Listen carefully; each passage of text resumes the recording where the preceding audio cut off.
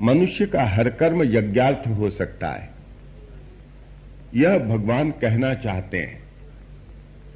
तो फिर युद्ध रूपी कर्म यज्ञार्थ बन जाए, इसका क्या तात्पर्य है? वहां तो यज्ञ वेदी है नहीं। हवन के लिए जो साधन चाहिए, सामग्री चाहिए, वह है नहीं, और फिर भी कहते हैं कि तुम यज्ञ करो। यह कैसा यज्ञ है? उसी यज्ञ को भगवान यहां पर बता रहे हैं एक विलक्षण ढंग से। एवं प्रवर्तितम चक्रम नानुवर्तयति है। यह एक चक्र प्रवर्तित हो रहा है इस संसार में, और इस चक्र को वे कहते हैं यज्ञ चक्र। और यह जो यज्ञ चक्र है वही संसार की धुरी है, उसी पर यह जगत टिका हुआ है। असंतुलन पैदा होता है संसार में, इस जगत में, तब जिस समय यज्ञ चक्र ठीक ढंग से पालित नहीं होता है। यह यहां पर भगवान कृष्ण बताना चाहते हैं इन श्लोकों के माध्यम से। जैसे उन्होंने यह कहा कि यज्ञ के माध्यम से तुम देवताओं को प्रसन्न करो, तो स्वाभाविक वह यज्ञ तो वही होगा जहां हम आहुति प्रदान करेंगे देवताओं के निमित्त। वहां पर तो यही यज्ञ अभिप्रेत दिखाई देता है। और फिर वे वह कहते हैं कि अन्न से प्राणी उत्पन्न होते हैं, प्राणी पुष्ट होते हैं, और यह जो अन्न होता है वह पर्जन्य से होता है, वर्षा से होता है, और वर्षा होती है तो वह यज्ञ के माध्यम से होती है, और यज्ञ कर्म से पैदा होता है। कर्म ब्रह्मा से निकला है, वेद से निकला है, और यह जो वेद है वह अक्षर से निकला है, उस परम सत्ता से जिसका अक्षर नहीं है। इसलिए यह जो सर्वगत यज्ञ है, या ब्रह्म है, या ब्रह्मा है, या वेद है, वह नित्य यज्ञ में प्रतिष्ठित है। अब यहां पर जो ब्रह्म शब्द है उसके भी तरह तरह से अर्थ किए गए। उन अर्थों में जाने की इच्छा नहीं, समय भी नहीं। हम तो केवल सार देखना चाहते हैं कि तृतीय अध्याय में भगवान का कथन क्या है, उनका मर्म क्या है। अर्जुन से उन्होंने कहा, पहले कहा था, जैसे अर्जुन ने प्रश्न पूछा, कहा कि भगवान आप तो कर्म की बात कहते हैं करने के लिए, पर ज्ञान की प्रशंसा करते हैं, तो आप निश्चित बताइए कि मेरे लिए श्रेयस्कर क्या है।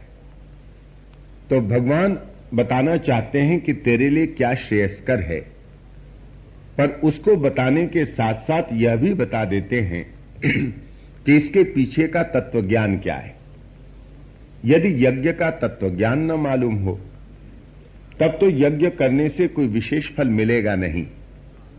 इसलिए उन्होंने यह सारा का सारा हमारे सामने चित्र रखा।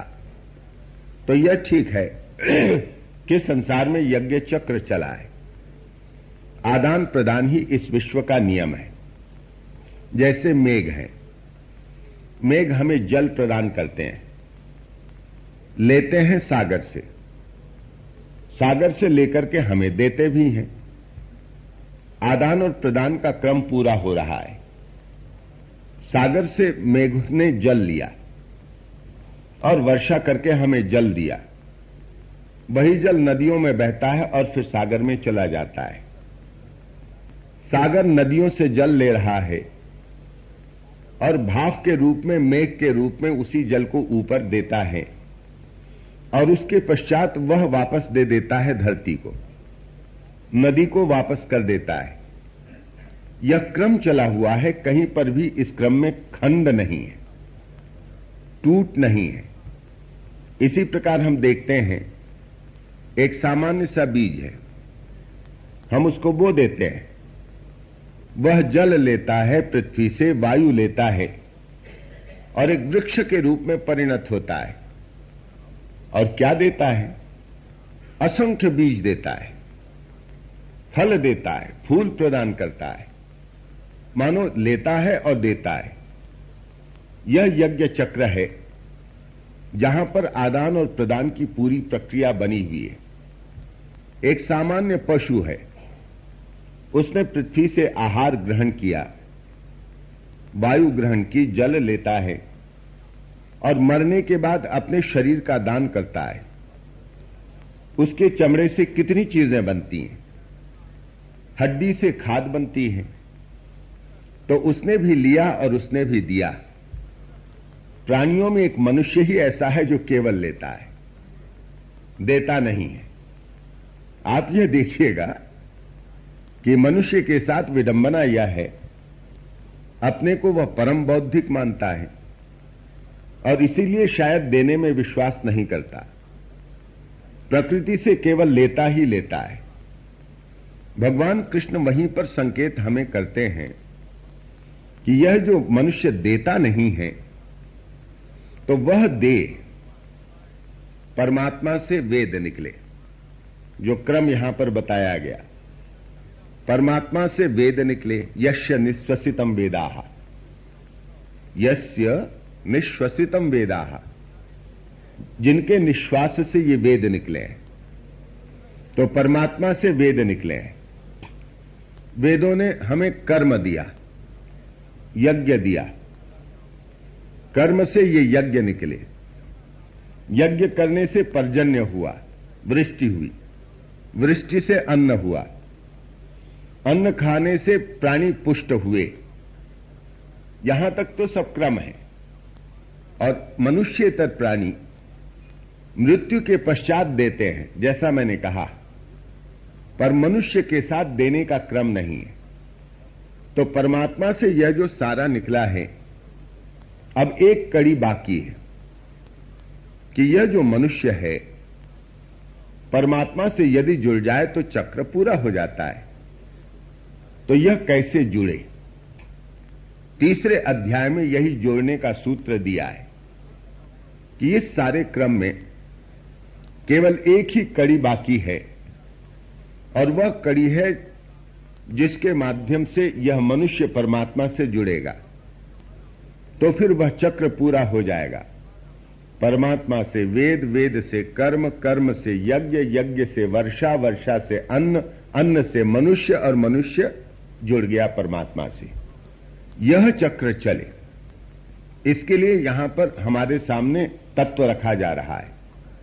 तो कहते हैं एवं प्रवर्तितम चक्रम नानुवर्तयति है। यह जो इस कर्म चक्र का, यज्ञ चक्र का अनुवर्तन नहीं करता अर्जुन, अघायु, उसका जो सारा जीवन है वह पाप जीवन है, क्योंकि उसने केवल लिया, प्रकृति से केवल लेता है।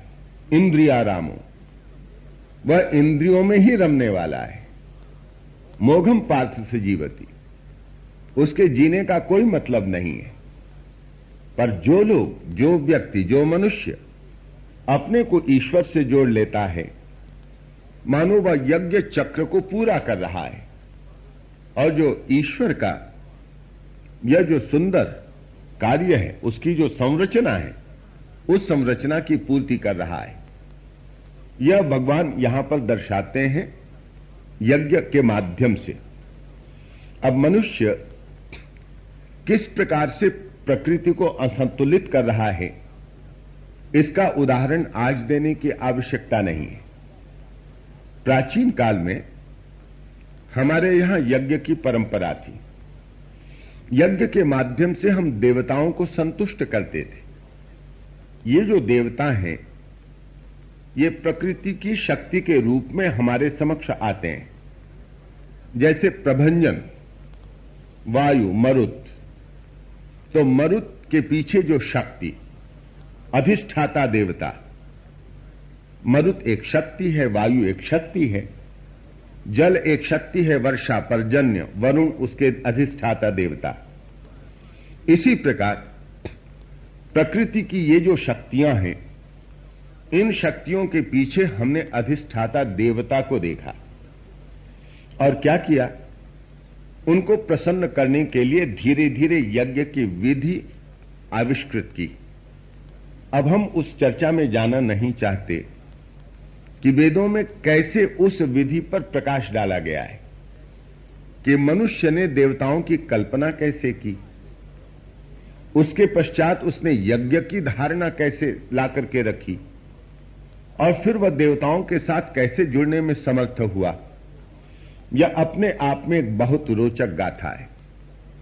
जो वेद हैं, वेदों को मैं मानव मन के विकास की गाथा कहता हूं। एक आदिम मानव मन भी दिखाई देता है वेदों में, और एक अत्यंत परिष्कृत और उन्नत मानव मन भी वहां पर दिखलाई पड़ रहा है। तो यह जो आदिम मानव मन है, जो भयभीत होता है, आंधी चली तो भयभीत हुआ, बिजली चमकी तो भयभीत हुआ, खूब जोरों से वर्षा हुई तो भयभीत हुआ, दावानल जलने लगा धू धू करके तो भयभीत हुआ, यह मानव मन दिखाई देता है। अनुकूल वर्षा होती है तो प्रसन्न होता है, प्रार्थना करता है, देवताओं की कल्पना करके उनकी स्तुति करता है। और वही आदिम मानव मन कर्म में से गुजरता हुआ, कर्म कांड में से गुजरता हुआ, कैसे वह ज्ञान कांड में आकर के उपस्थित होता है, चिंतन करता है, उसकी बुद्धि का परिष्करण कैसे होता है, और एकदम उस आत्म तत्व की अनुभूति के लिए चेष्टाशील होता है। यह एक विलक्षण गाथा है, मानव मन के विकास की गाथा। तो वेदों में यह पूरी गाथा हमारे सामने दिखाई देती है। पर यहां पर जो हम कह रहे हैं वह यह है कि भगवान कृष्ण कहते हैं कि यह यज्ञ चक्र है और इस यज्ञ चक्र को पूरा किया जाना चाहिए।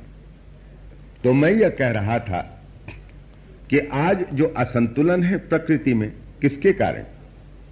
विज्ञान प्रकृति पर शासन करना चाहता है, और यह जो यज्ञ की विधि है उसे हम कहेंगे वह अध्यात्म की विधि है, योग की विधि है। योग भी प्रकृति से चाहता है और विज्ञान भी प्रकृति से चाहता है। योग भी प्रकृति की छिपी शक्तियों को प्रकट करना चाहता है और उनसे लाभ उठाना चाहता है, और विज्ञान भी प्रकृति की छिपी शक्तियों को प्रकट करके उन शक्तियों से लाभ उठाना चाहता है। पर दोनों में एक मौलिक अंतर है। वह अंतर यह है कि जो योग की विधि है, अध्यात्म की विधि है, यज्ञ की विधि है, वह समर्पण की विधि है। योग की दृष्टि में प्रकृति माता है और वह प्रकृति से प्रार्थना करता है कि मां तुम मुझ पर कृपा करो। समर्पित चित्त से मानो वह प्रकृति से कह रहा है कि तुम अपनी इन शक्तियों को उद्बुद्ध करो जिनसे मेरा कल्याण हो, मेरा कल्याण साधित करो मां। यह मानो यहां पर बात कही जा रही है योग की दृष्टि से। विज्ञान समर्पण में विश्वास नहीं करता, वह तो बलपूर्वक प्रकृति को दबा करके प्रकृति से जितना भी लिया जा सकता है वह लेने की चेष्टा कर रहा है। ये दो विधियां हैं। हम आज विज्ञान के सहारे क्या कर रहे हैं? हम प्रकृति की शक्तियों पर नियंत्रण पाने की चेष्टा कर रहे हैं और इस प्रकार उन शक्तियों को अपने अनुकूल बनाने का प्रयास कर रहे हैं। यह भी एक विधा है, इसको झुठलाया नहीं जा सकता। पर दोनों की ये जो पद्धतियां हैं, अंतर क्या है? जो योग की पद्धति थी उसमें प्रकृति संतुलित रहती थी, वह माता थी हमारे लिए, हम पर कृपा करती थी। और जैसे माता संतानों पर कृपा करती है, उसकी रक्षा का भार अपने ऊपर लेती है, तो प्रकृति मानो उसी प्रकार रक्षा का भार लेती थी। ऐसा उस समय नहीं था कि बहुत जल प्लावन न होता था। उस समय भी जल प्लावन होता था, उस समय भी सूखा पड़ता था। परंतु हम यह पढ़ते हैं कि उसके लिए फिर यज्ञादि कर्म किए जाते थे देवताओं को प्रसन्न करने के लिए। ये देवता कौन है? प्रकृति की शक्तियां। प्रकृति की शक्तियों को प्रसन्न करने के लिए यज्ञादि माने समर्पण। हम आहुति देते हैं, स्वाहा कहते हैं। स्वाहा आप जानते हैं अग्नि की पत्नी का नाम। अग्नि की एक पत्नी का नाम स्वाहा, हम स्वाहा कहते हैं, मानो हम अग्नि की शक्ति के सामने अपने को समर्पित करते हैं। आप स्वाहा स्वाहा हवन में पढ़ते हैं, इसका मतलब यह है कि मैं अपने को समर्पित कर रहा हूं। और यह जो समर्पण का भाव है, वही भाव तो वस्तुतः विशिष्ट है। जैसे यज्ञ है, यज्ञ के दो पक्ष, एक पक्ष क्रिया का और दूसरा पक्ष भाव का। तो क्रिया पक्ष हम सभी जानते हैं, पर भाव पक्ष विशेष है। यज्ञ हम कर रहे हैं क्रिया के रूप में, पर उसके पीछे क्या भाव है? भाव यदि ठीक न हो तो हम बढ़िया से बढ़िया यज्ञ कर्म क्यों न करें, पर उसका फल हमें नहीं मिलेगा। उचित और संतोषजनक फल मिलने से रहा यदि हमारा भाव पीछे में शुद्ध न हो तो। इसीलिए यज्ञ के साथ भाव पक्ष की इतनी विशेषता है। जैसे हम कोई भी कर्म करते हैं तो मात्र कर्म से फल मिलता है क्या? फल मिलता है कर्म के पीछे के भाव के कारण। मैं हरदम एक उदाहरण देता हूं, शायद अनेक बार यह उदाहरण यहां भी दे चुका हूं। उस उदाहरण से भाव का पक्ष स्पष्ट हो जाता है। जैसे हम 3 मित्र हैं, हमारा एक मित्र काल कवलित होता है, तो हम जो 2 मित्र बचे हैं, दिवंगत मित्र की पत्नी के पास जाते हैं और कहते हैं, भाभी जी यह तो बहुत दुख की बात हुई, भाई साहब नहीं रहे, पर चिंता मत कीजिए, हम लोग जब तक हैं आप संकोच न करें, निसंकोच आपकी जो आवश्यकता है बता दें, हम उसे पूरा करने का प्रयास करेंगे। मेरा मित्र भी उस विधवा की सहायता करता है, मैं भी सहायता करता हूं। सहायता कर्म में किसी प्रकार का भेद नहीं, सहायता रूपी कर्म बिल्कुल समान। मेरा मित्र भी जाता है दिवंगत मित्र की पत्नी के यहां और उसके लिए बाजार कर देता है, सामान जो लगे ला करके दे देता है, रुपये पैसे से सहायता कर देता है, और मैं भी वैसा ही करता हूं। कर्म में कहीं पर भेद नहीं है, कर्म के रूप में कहीं अंतर नहीं है। और दुनिया के लोग कहते हैं कि देखो भाई मित्र हो तो ऐसे हो, देखो अपने दिवंगत मित्र की पत्नी की ये कितनी सेवा करते हैं।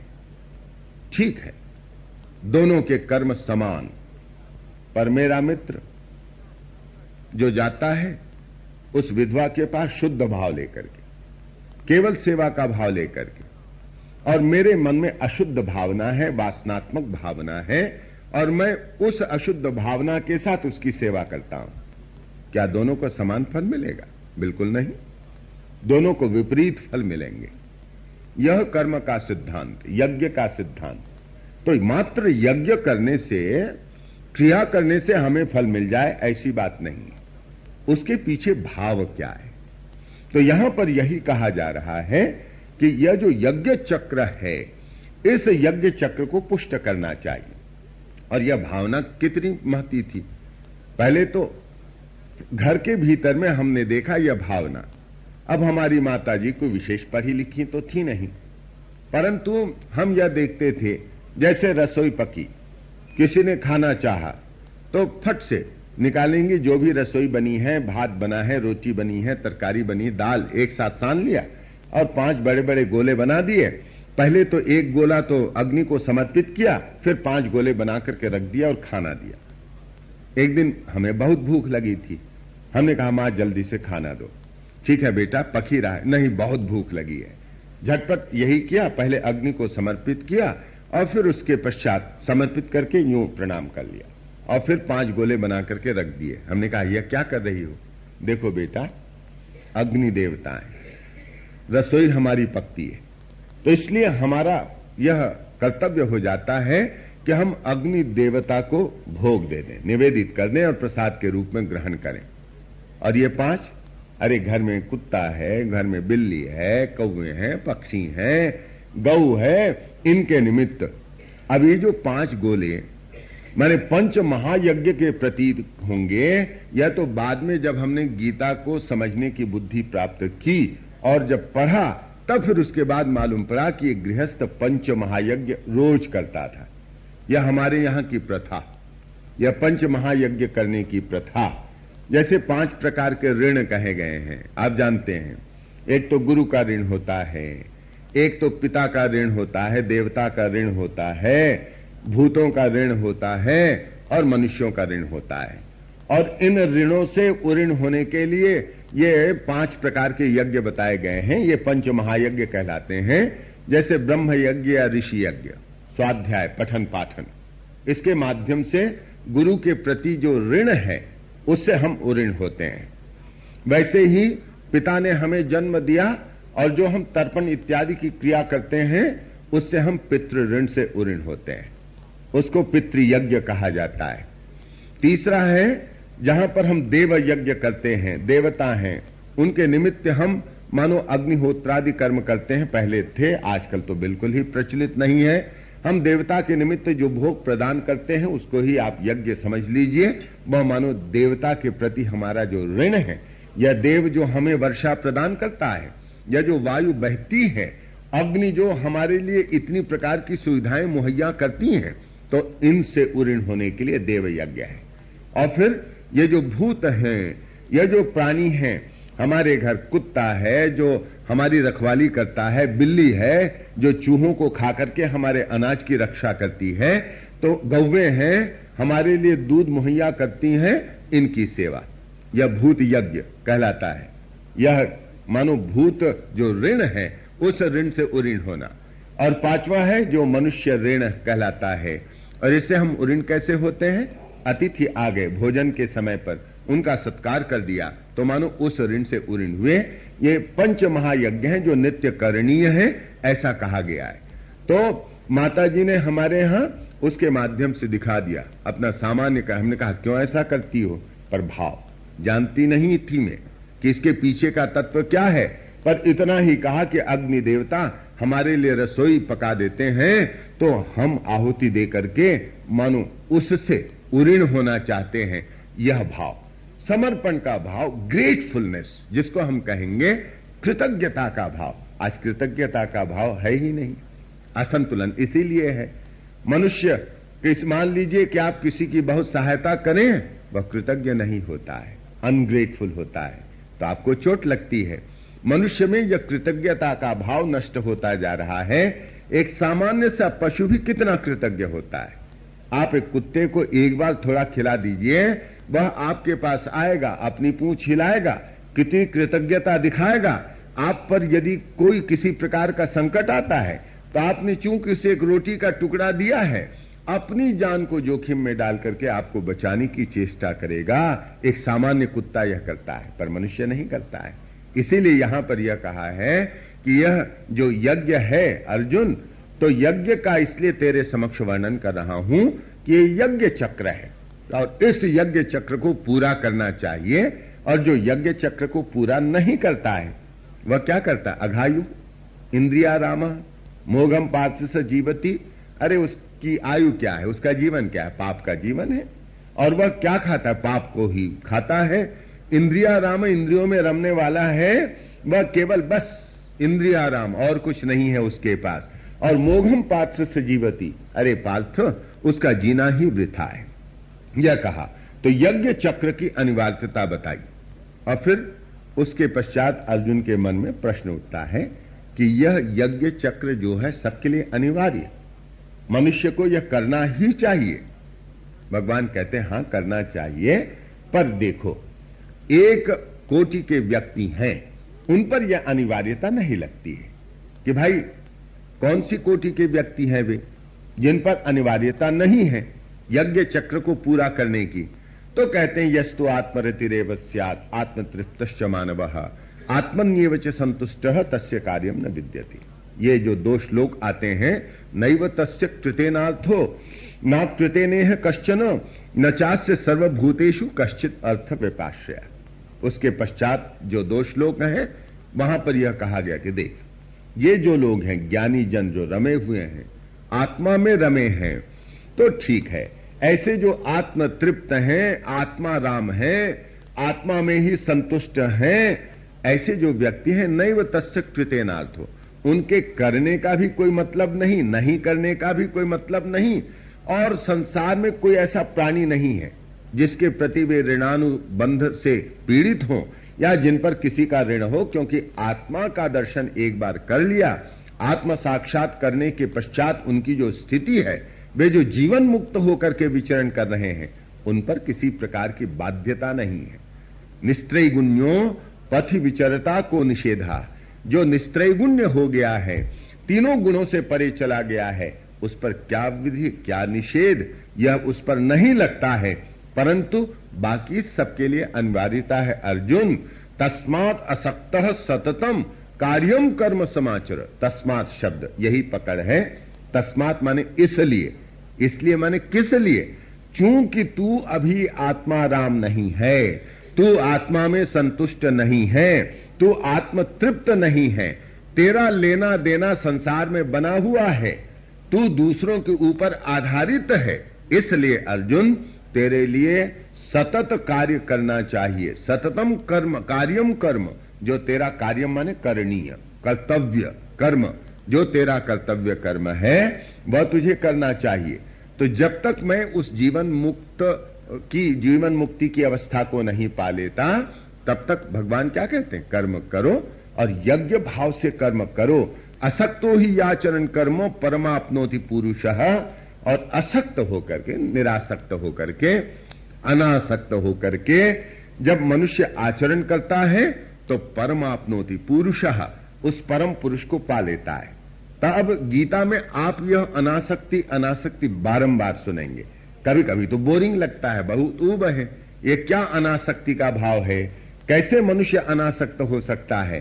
तो भगवान का तात्पर्य यह है कि अनासक्ति का मतलब कि अगर फल के प्रति एकदम बहुत आसक्ति बनी रही, तब तो मनुष्य का मन चंचल होता रहता है। एक सूत्र हम बता दें जो गीता के इस तीसरे अध्याय में निहित है, वह यह है कि मनुष्य कर्म करे, उद्दाम चेष्टा कर्म में डाले, पूरी मनो ताकत के साथ कर्म करे, जितना अच्छा कर्म हो सकता है करे, और उसके पश्चात क्या करे, फल का चिंतन न करता हुआ वह फल को तो प्रभु पर सौंप दे। फल किससे मिलता है, फल उस अपूर्व के न्याय के द्वारा मिलता है। अपूर्व कर्म में निहित एक शक्ति है। जैसे अभी मैंने कहा कि यज्ञ कर्म है, यज्ञ में एक क्रिया पक्ष है, दूसरा भाव पक्ष है। यह जो भाव पक्ष है वही मानो अपूर्व नामक शक्ति को जन्म देता है, और उसी के माध्यम से हमें फल मिलता है कर्मों का। तो कर्म का अटल सिद्धांत यह है कि जो भी हम कर्म करेंगे, उस कर्म के पीछे हमारी जैसी भावना होगी, उस भावना के अनुरूप हमें फल मिलेगा ही मिलेगा। इसमें किसी प्रकार का बंधन नहीं, कोई बाधा नहीं, हमें फल मिलेगा ही अनिवार्यतः। यह तो सिद्धांत हो गया कर्म का सिद्धांत, कि मैं कोई जो कर्म करता हूं उस कर्म का फल मुझे अनिवार्यतः मिलेगा। कैसे मिलेगा, कर्म की क्वालिटी और कर्म के पीछे का भाव, ये दोनों मिलकर के मुझे कर्म का फल प्रदान करते हैं। कि मैंने कर्म में किस प्रकार से शक्ति नियोजित की, मैंने बुद्धि उसमें किस प्रकार से नियोजित की, और मेरा भाव उस कर्म के पीछे क्या था। अब मनुष्य अपने आप को समझ नहीं पाता है, इसीलिए गड़बड़ी करता है, इसीलिए सोचता है कि मैंने तो इतना कर्म किया, इतना परिश्रम किया, मुझे तो इतना फल मिलना चाहिए था, और ऐसा फल मुझे मिल नहीं रहा है। माने हम ठीक इवैल्यूएट नहीं कर पाते अपने कर्म को। मैं फिर से दोहरा देता हूं, कर्म का फल कैसे मिलता है, तो कर्म की क्वालिटी पर, उसकी गुणवत्ता पर फल निर्भर करता है, और दूसरा कर्म के पीछे जो भावना है उस पर निर्भर करता है। तो कर्म की गुणवत्ता किस पर निर्भर करती है, कि मैंने बुद्धि कितनी लगाई, मैंने परिश्रम कितना किया है, इससे कर्म की गुणवत्ता बनती है। और उसके पीछे भाव क्या है, यह तो मेरा अंतःकरण बताता है। यह सम टोटल करने के पश्चात वह अपूर्व नाम की जो शक्ति है, वह कर्म का फल मुझे प्रदान करती है। अब मैं कभी अपने आप को जज नहीं कर पाता, मैं ठीक जांच नहीं पाता, मुझे लगता है मैंने तो बढ़िया कर्म किया। जैसे मैं उदाहरण देता हूं, एक लड़का पर्चा देकर के आया, पूछे घर में मुन्ना कैसा किया, कहता बहुत अच्छा किया। कितना मिलेगा? 70% मिलेगा। 70-75 तो मिलेगा ही। और मुन्ना फेल हो जाता है, असफल हो जाता है उस पर्चे में। मुन्ना कहता है मैंने तो बहुत बढ़िया बनाया था, बहुत अच्छा लिखा था। तो मुन्ना समझ नहीं पा रहा है अपने कर्म की गुणवत्ता को, कि उसने जो पर्चा बनाया कितना अच्छा बनाया, उसमें उसकी बुद्धि ने कितना बढ़िया काम किया। यह जज करने का साधन मुन्ना के पास नहीं है, और इसीलिए वह जिस फल की आकांक्षा कर रहा था वह फल मिलता नहीं है।